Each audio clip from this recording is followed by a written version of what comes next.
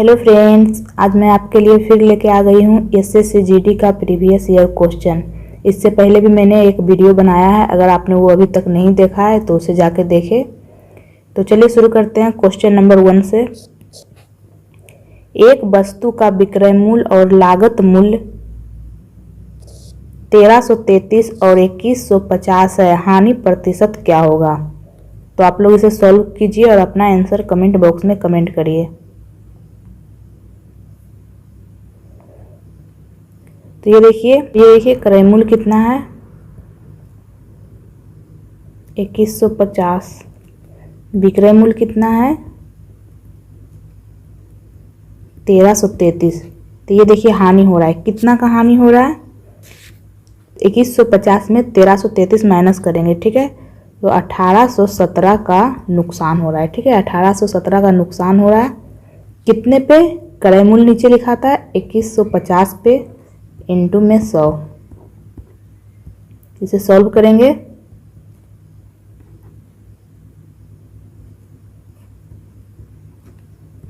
तो 38% हमारा आंसर हो जाएगा। ठीक है, 38% का हानि हो रहा है, ऑप्शन नंबर ए। तो चलते हैं नेक्स्ट क्वेश्चन की ओर, क्वेश्चन नंबर 2। तो अगला है हमारा क्वेश्चन नंबर 2। एक व्यक्ति 12 बोरी चीनी 1200 रुपया प्रति बैग की दर से खरीदता है, तो टोटल रुपया कितना हो जाएगा? इतना। ठीक है, एक बोरी का कीमत 1200 है तो 12 बोरी का कीमत इतना हो जाएगा। फिर क्या बोल रहा है, 8 बैग 1500 रुपया प्रति बैग की दर से खरीदता है, यानी 1500 रुपया में एक बैग, तो 8 बैग की कीमत कितना हो जाएगा? इतना हो जाएगा। ठीक है, फिर 10 बैग 2100 रुपया प्रति बैग की दर से खरीदता है, तो टोटल कीमत कितना हो जाएगा? इतना। तो इसे ऐड कर देंगे तो ये हमारा टोटल रुपया आ गया। क्या बोल रहा है, सभी बैगों का एक साथ औसत मूल्य क्या होगा? तो ये टोटल रुपया आ गया, इसे डिवाइड कर देंगे टोटल बैग से। तो 12 8 20 10 30 बैग है। ठीक है, तो 30 से डिवाइड कर देंगे, तो डिवाइड करने पे हमारा आंसर कितना आ जाएगा? 1580। ऑप्शन नंबर सी हमारा आंसर आएगा। ठीक है, तो चलते हैं नेक्स्ट क्वेश्चन की ओर।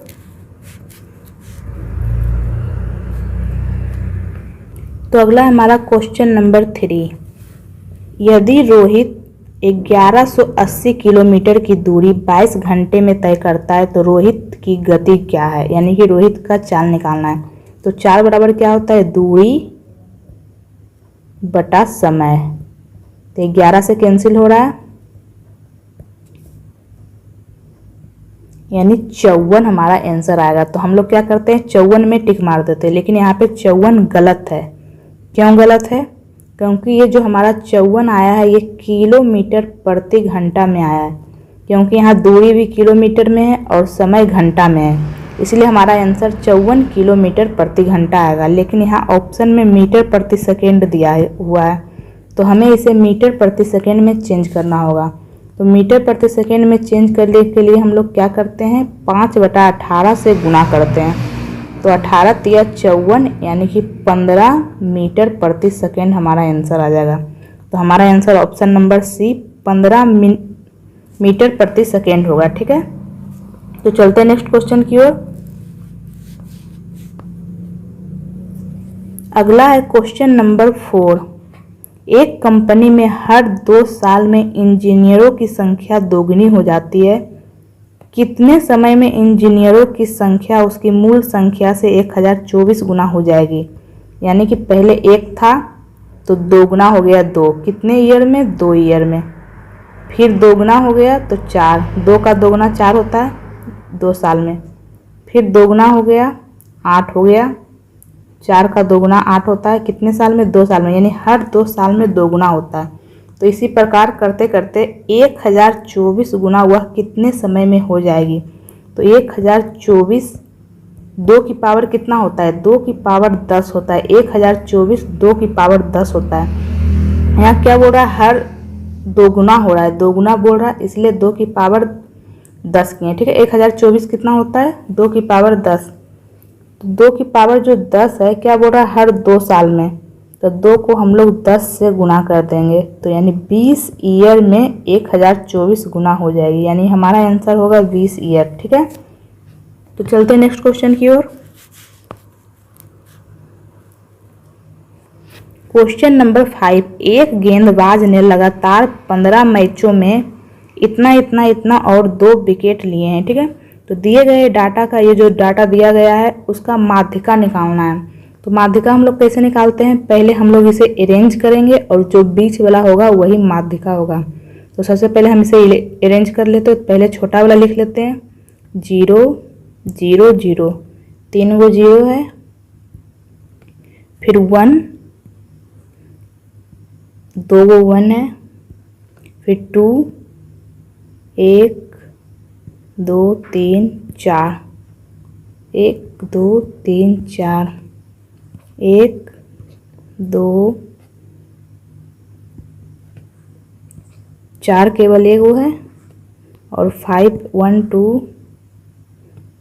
3, 2 गो 3 गो 5 है। ठीक है, तो बीच वाला देखेंगे। ठीक है, टोटल 1 2 3 4 5 6 7 8 9 10 11 12 13 14 15, यानी टोटल 15 है। तो बीच वाला क्या हो जाएगा, 7 इधर निकलेगा और 7 इधर निकलेगा, बीच में 2 है, तो 2 हमारा आंसर हो जाएगा। इसका माध्यिका क्या हो जाएगा, 2। ठीक है, 7 इधर हो गया, 7 इधर हो गया, बीच में 2 आ गया। तो चलते नेक्स्ट क्वेश्चन की ओर। हमारा अगला क्वेश्चन है क्वेश्चन नंबर 6, 9800 रुपया की एक राशि 6 वर्षों में 4704 का साधारण ब्याज देती है, तो प्रति वर्ष ब्याज की दर क्या होगा। ये 4704 6 वर्ष का ब्याज है, तो 1 वर्ष का ब्याज निकाल लेते हैं, 6 से डिवाइड करेंगे, तो 6 से डिवाइड करने पे कितना आ जाएगा, 784। ठीक है, तो 1 वर्ष का साधारण ब्याज कितना आ गया, 784, कितने पे, मूलधन पे, यानी 9800 इंटू में 100, तो ये हमारा ब्याज परसेंट निकल जाएगा। ठीक है,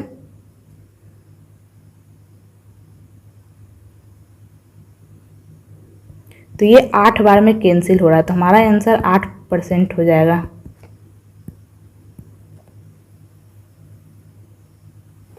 तो चलते नेक्स्ट क्वेश्चन की ओर।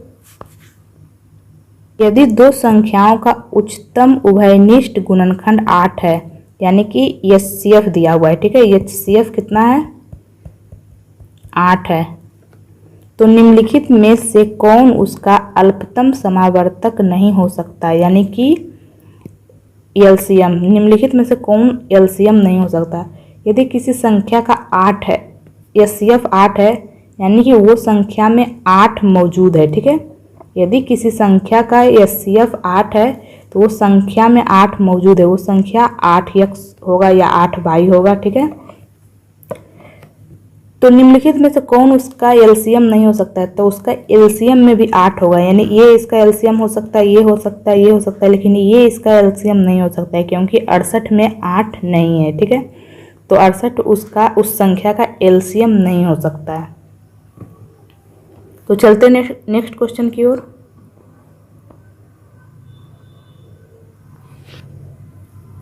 क्वेश्चन नंबर 8, 24 छात्रों के समूह का औसत वजन 2 केजी बढ़ जाता है जब शिक्षक का वजन भी शामिल हो जाता है। यदि 24 विद्यार्थियों के समूह का प्रारंभिक औसत भार 30 किलोग्राम था, तो शिक्षक का भार कितना है, यानी पहले 24 विद्यार्थी था और उसका औसत वजन 30 केजी था। अब एक शिक्षक आ गया तो 25 हो गया और औसत वजन 2 केजी बढ़ गया, यानी कि 32 हो गया है। तो हम क्या करेंगे, ये दोनों को मल्टीप्लाई करेंगे तो 720 आ जाएगा, 24 तिया 72 और 0, 25 दूनी 50, बाकी 5, 25 तिया 75 और 5 80, यानी 800 आ गया।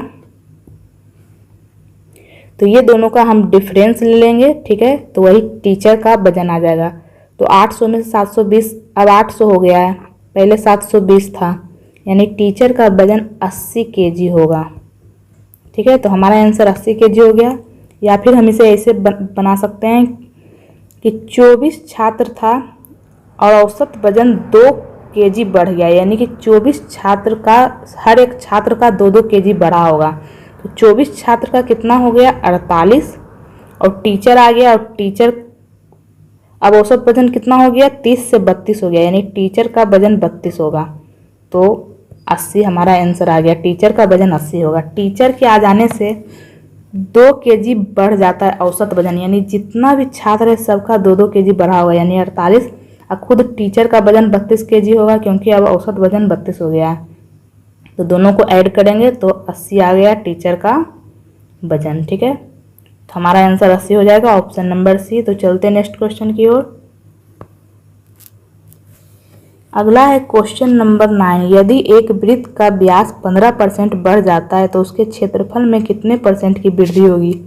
वृत्त का व्यास 15% बढ़ा है, यानी कि उसका त्रिज्या भी 15% बढ़ा होगा। ठीक है, तो वृत्त का क्षेत्रफल क्या होता है पाई आर स्क्वायर। तो पाई तो सब में कॉमन रहता है, यहाँ पे आर पे डिपेंड कर रहा है। ठीक है, आर बढ़ा है तो क्षेत्रफल भी आर पे डिपेंड कर रहा है, तो आर स्क्वायर है।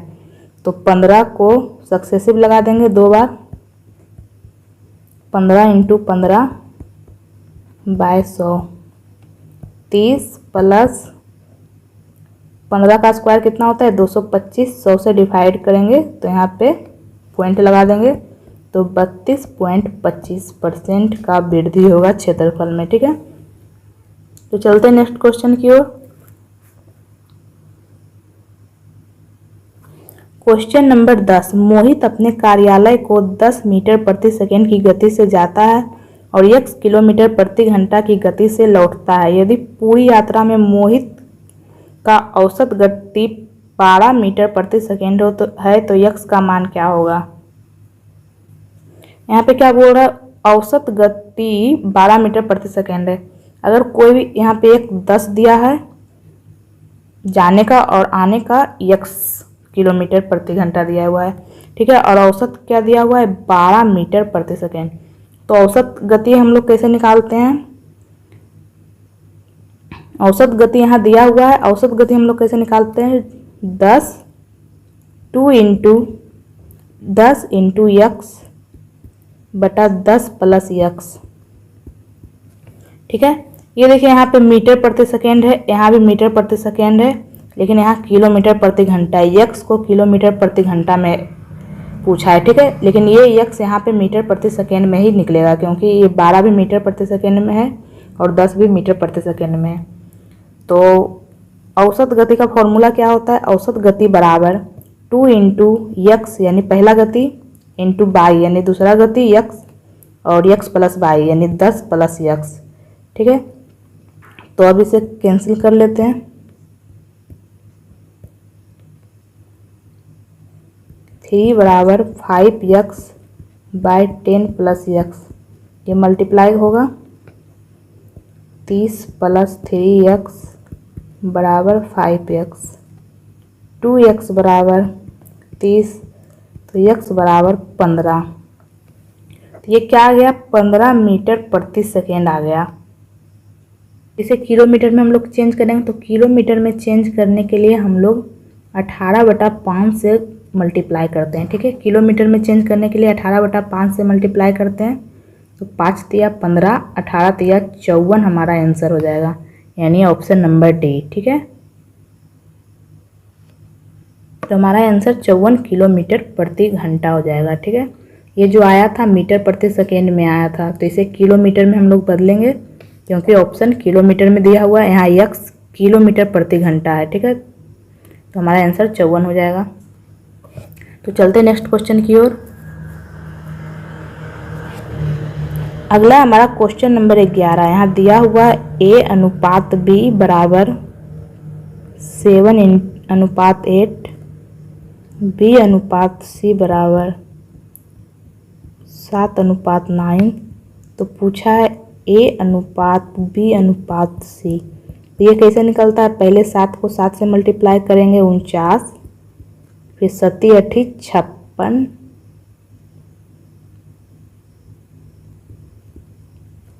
फिर ऐसे मल्टीप्लाई करेंगे 9 × 8 = 72। तो ये हमारा A/B/C आ जाएगा। तो 49, 56, 72 ऑप्शन नंबर बी हमारा आंसर हो जाएगा। तो चलते हैं नेक्स्ट क्वेश्चन की ओर।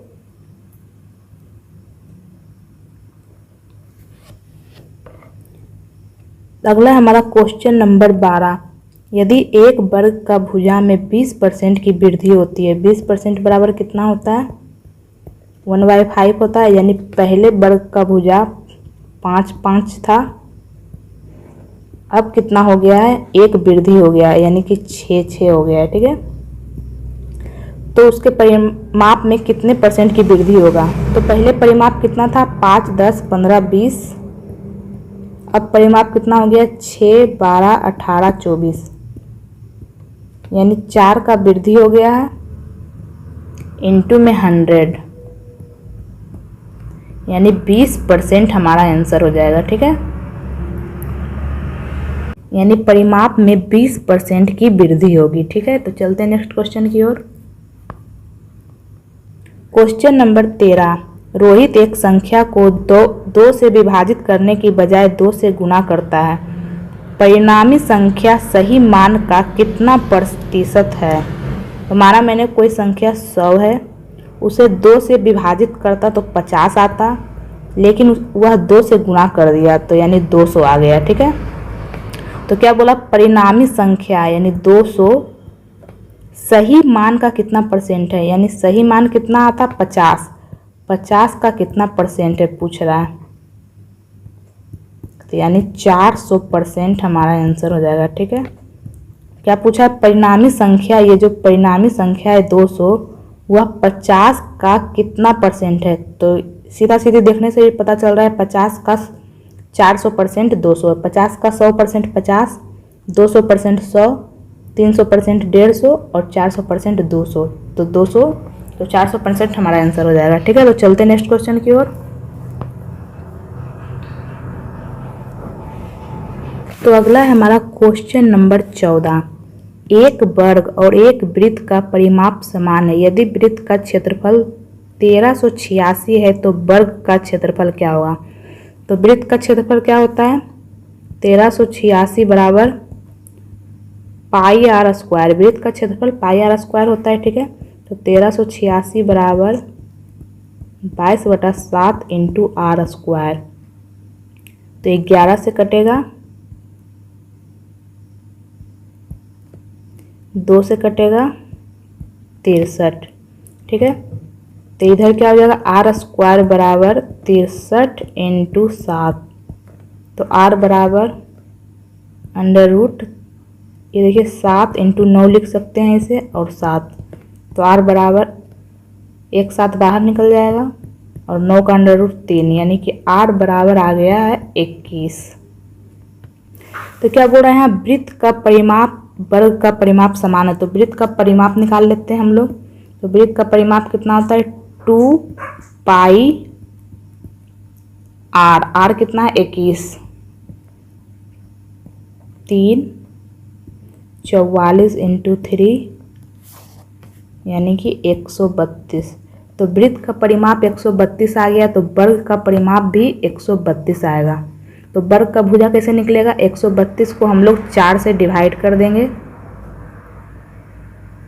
33, यानी वर्ग का भुजा कितना हो जाएगा? 33। ठीक है, तो यहाँ क्या पूछ रहा है? वर्ग का क्षेत्रफल। तो वर्ग का क्षेत्रफल क्या होता है? भुजा स्क्वायर, यानी 33 का स्क्वायर करेंगे। ठीक है, तो 33 का स्क्वायर करने पे यूनिट डिजिट 9 आएगा, यानी हमारा आंसर हो जाएगा ऑप्शन नंबर ए। ठीक है, यूनिट डिजिट से हम लोग कर लेंगे 9। तो चलते हैं नेक्स्ट क्वेश्चन की ओर। रोहन ने 275 रुपये प्रति मेज की दर से मेज खरीदी और 16 टेबल 5060 में बेचता है। तो एक टेबल का कीमत कितना हो जाएगा? 5060 में 16 से डिवाइड कर देंगे। ठीक है, 16 टेबल को इतना रुपया में बेचता है, तो एक टेबल का कीमत निकल जाएगा डिवाइड करने पे। तो डिवाइड करने पे कितना आ रहा है? 316.25 आएगा। ठीक है, डिवाइड करने पे 316.25 आएगा। तो खरीदा 275 रुपया में और बेच रहा है इतना रुपया में, यानी लाभ होगा। तो कितने का लाभ हो रहा है? 275 रुपया में खरीदा, 316.25 रुपया में बेचा, तो कितने का लाभ हो रहा है? 41.25 रुपये का लाभ हो रहा है। किस पे लाभ किस पे निकलता है, क्रय मूल्य पे, यानी 275 इंटू में 100। 25 से कम 25, 25 से कम 25, 25 चक्का 100। 11 से ये कैंसिल हो रहा है कितने बार में, 11 तिया 33, ठीक है। तो 3.75 इंटू 4 करेंगे तो कितना आ जाएगा, 2 गुना करेंगे तो 7.5 आ जाएगा, फिर 7.5 का 2 गुना करेंगे तो कितना आ जाएगा, 15। तो 15% हमारा आंसर हो जाएगा, ऑप्शन नंबर सी। तो चलते नेक्स्ट क्वेश्चन की ओर। ए अकेला किसी कार्य को 14 दिनों में करता है, बी 21 दिनों में करता है। तो इसका एलसीएम निकाल लेंगे, 42 आ जाएगा। 42 में 14 को भाग देंगे तो 3 आ जाएगा इसका क्षमता, और 42 में 21 को भाग देंगे तो 2 आ जाएगा, ठीक है। आगे क्या बोला, ए और बी एक साथ काम शुरू करते हैं, लेकिन एक काम शुरू होने के 4 दिन बाद काम छोड़ देता है, यानी दोनों साथ में काम शुरू किया और 4 दिन तक काम किया, यानी दोनों का क्षमता कितना है, 5, 3 और 2 5, और 4 दिन तक किया, यानी 5 गुना 4 20 काम कर दिया है, ठीक है। तो 42 काम था, उसमें 20 काम कर दिया है, तो कितना काम बचा है, 22 काम बचा है। तो 22 काम कौन करेगा, एक बी करेगा, क्योंकि ए तो काम छोड़ दिया है, तो बी का क्षमता 2 है, तो 11। तो शेष कार्य को बी 11 दिन में करेगा, तो हमारा आंसर हो जाएगा 11 डेज। तो चलते नेक्स्ट क्वेश्चन की ओर।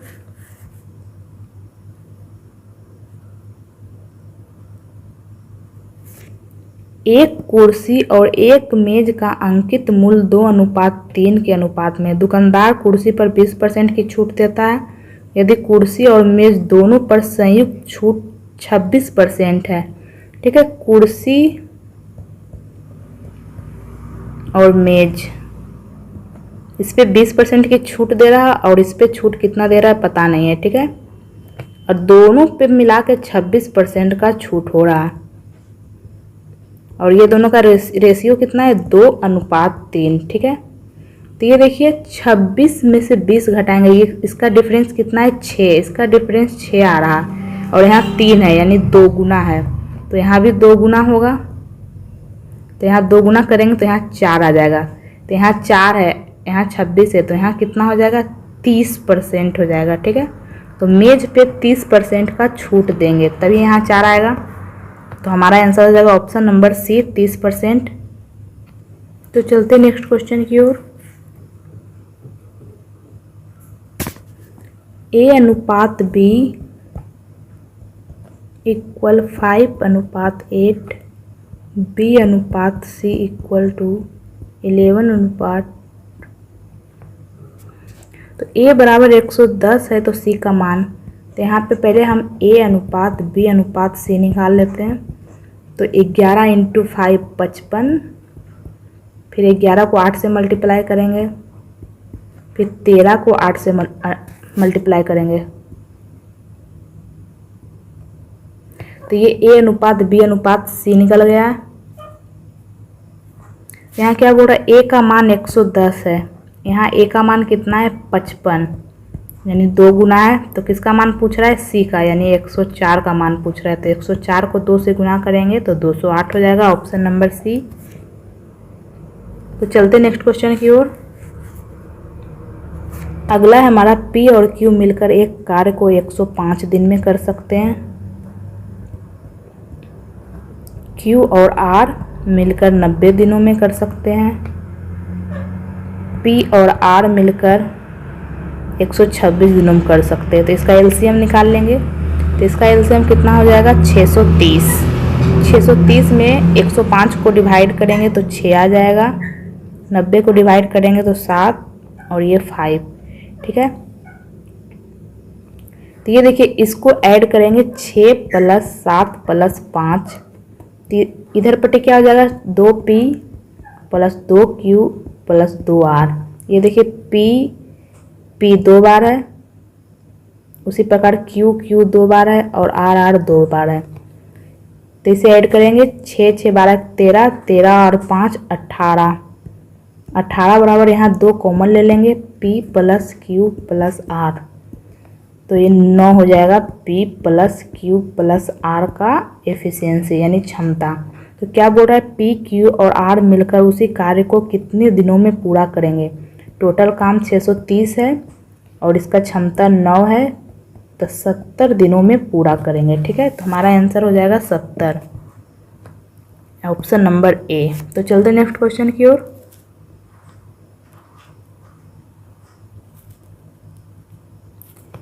पी क्यू आर का अनुपात दिया हुआ है, तब क्या पूछा है, P बाई क्यू यानी कि 5/3 अनुपात Q बाय R यानी कि 3/6 अनुपात R बाई P यानी 6/5।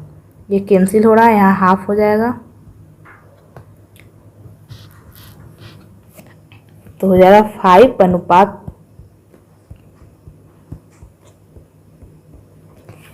तो 3, 2 और 5 का एलसीएम लेंगे। अनुपात यहाँ पे बटा में है तो इसे बटा से हटाएंगे, तो 3, 2 और 5 का एलसीएम लेंगे तो कितना आ जाएगा 30। तो सबको 30 से मल्टीप्लाई कर देंगे। ठीक है, 30 से मल्टीप्लाई कर देंगे तो यहाँ पे 5/3 मल्टीप्लाई 30,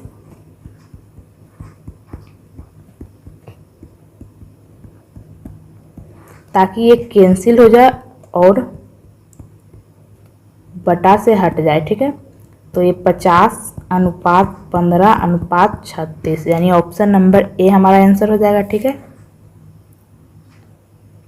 तो चलते नेक्स्ट क्वेश्चन की ओर। पहले हम लोग ऑफ को सॉल्व करते हैं, आप लोग को तो पता ही होगा। पहले हम लोग ऑफ को सॉल्व करेंगे, तो पहले ऑफ को सॉल्व करते हैं। तो 5 × 5, ऑफ का मतलब गुना होता है, 5 × 5 25/2 डिवाइड 4 माइनस, अब इसे गुना करेंगे क्योंकि पहले ऑफ को हम लोग सॉल्व करते हैं, तो 2/7 डिवाइड 1/7। अब हम लोग डिवाइड करेंगे। ठीक है, तो 25/2 डिवाइड को मल्टीप्लाई करके 1/4 माइनस 2/7 मल्टीप्लाई करेंगे तो 7/1 हो जाएगा, कैंसिल हो जाएगा। यहाँ हो गया 25/8 माइनस 2, सॉल्व करेंगे 9/8 हमारा आंसर आ रहा है। ठीक है, तो ऑप्शन नंबर ए। चलते नेक्स्ट क्वेश्चन की ओर। क्वेश्चन नंबर 22, हम लोग पहले छोटी ब्रैकेट को सॉल्व करेंगे, फिर बड़े ब्रैकेट को।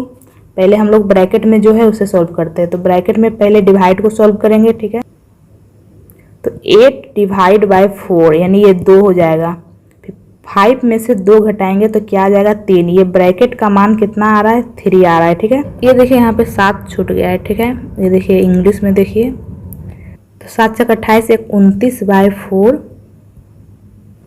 प्लस, ये देखिए यहाँ 2 आया था, 5 में से 2 गया, यहाँ 3 आया था, टोटल का मान 3 आ गया था।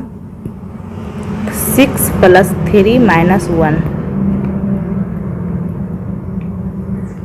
6 × 3 = 9, 9 में से 1 गया 8, 4 29 + 32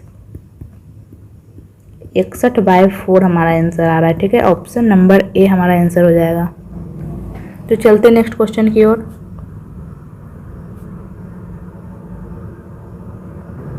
नीचे दिया गया लाइन चार्ट 5 विभिन्न उत्पादों P1, P2, P3, P4, P5 पर एक कंपनी के लाभ प्रतिशत को दर्शाता है। ये देखिए चार्ट है, ये लाभ प्रतिशत को दर्शा रहा है। ठीक है,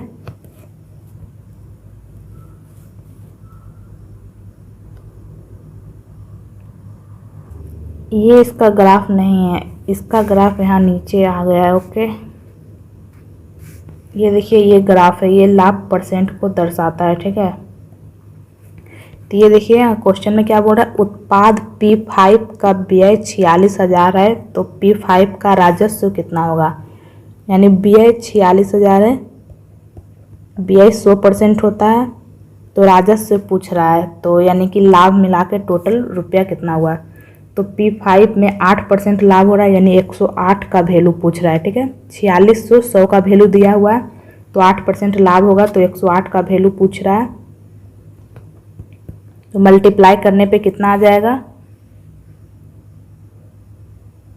460 इंटू 108 को मल्टीप्लाई करेंगे हम लोग तो कितना आ जाएगा 49,680 हमारा आंसर आ जाएगा। ठीक है, ऑप्शन नंबर बी।